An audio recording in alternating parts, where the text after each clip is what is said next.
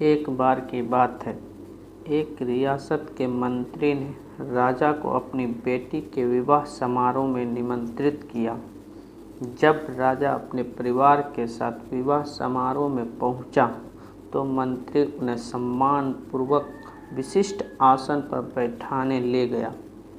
तो मंत्री ये देखकर बहुत लज्जित हुआ कि एक सफाई कर्मी वहां बैठा हुआ था।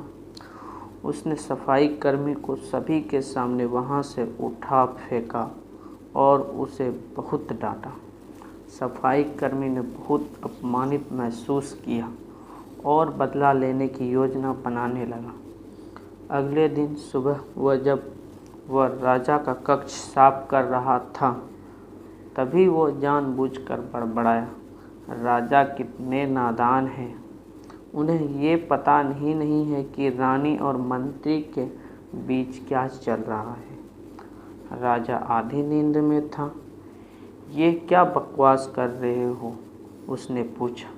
महाराज, मैं पूरी रात सो नहीं पाया, मैं तो नींद में बड़बड़ा रहा था, सफाई कर्मी जवाब में बोला।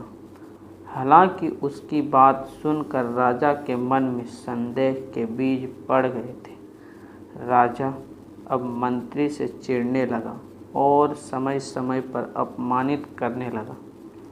एक दिन तो उसने द्वारपालों से यह तक कह दिया कि वो मंत्री को महल में घुसने ही ना दे। मंत्री राजा के व्यवहार से बहुत चकित था, लेकिन कुछ विचार करने के बाद उसे समझ में आ गया कि सफाई कर्मी ही इसके लिए जिम्मेदार हो सकता है। मैंने उसका अपमान किया था और उसी का उसने बदला लिया है।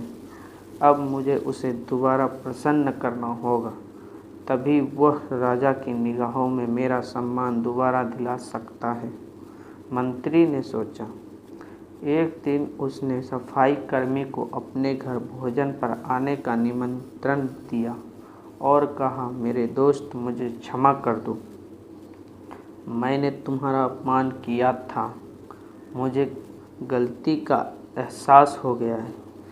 इन सुंदर कपड़ों को उपहार के रूप में ग्रहण कर लो, चलो मेरे साथ भोजन करो। सफाई कर्मी प्रसन्न हो गया। वो सोचने लगा, मंत्री तो अच्छा आदमी है, मैंने ही उस दिन गलती कर दी। अब सफाई कर्मी प्रसन्न था और प्रयास करने लगा कि मंत्री के बारे में राजा की धारणा बदल जाए।